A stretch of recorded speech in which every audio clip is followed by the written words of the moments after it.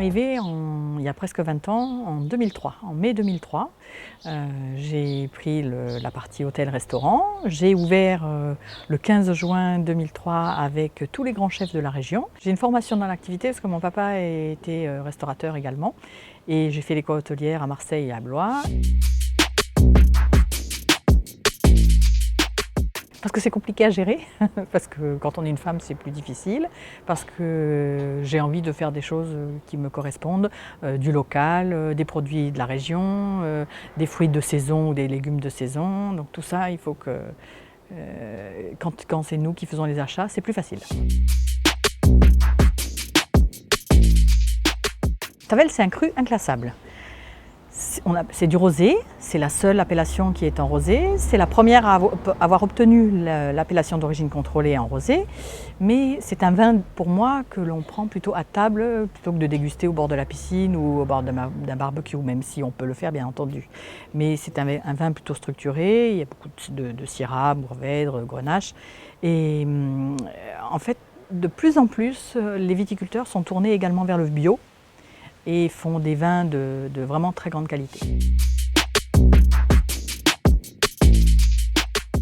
Alors, il y a pas mal de choses, notamment en dessert. On va vous présenter un petit dessert tout à l'heure parce que le Tavel s'accorde très très bien avec le chocolat, avec les framboises.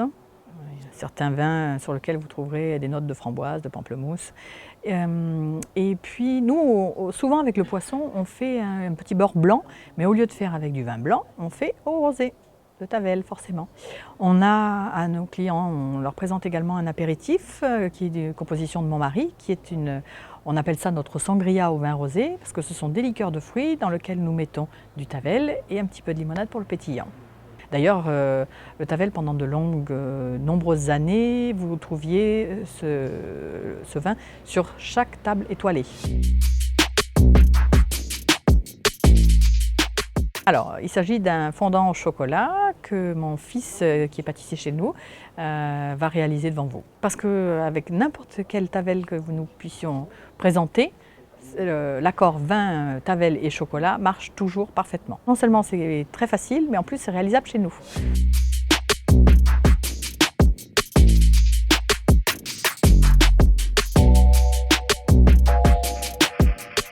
En premier lieu, il faut d'abord faire préchauffer le four à 180 degrés, histoire qu'on puisse gagner du temps comparé à ça.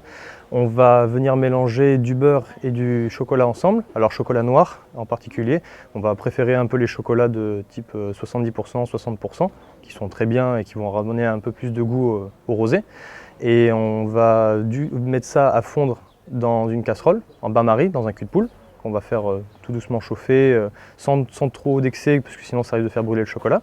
À côté de ça, on va mettre des œufs à blanchir avec du sucre. Une fois que le chocolat et le beurre ils sont fondus, on mélange avec cette préparation blanchie.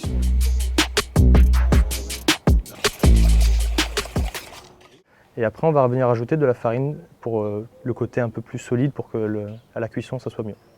Une petite astuce, les jaunes et le sucre peuvent être faits en sabayon, c'est-à-dire qu'en fait on va venir utiliser un batteur si des gens ont des batteurs chez soi, ou alors beaucoup de force dans les bras, pour pouvoir en fait faire monter les jaunes d'œufs et le sucre ensemble, mais à très forte puissance, pour qu'en fait ça puisse nous créer une mousse beaucoup plus légère et qui va ramener une meilleure texture pendant la cuisson.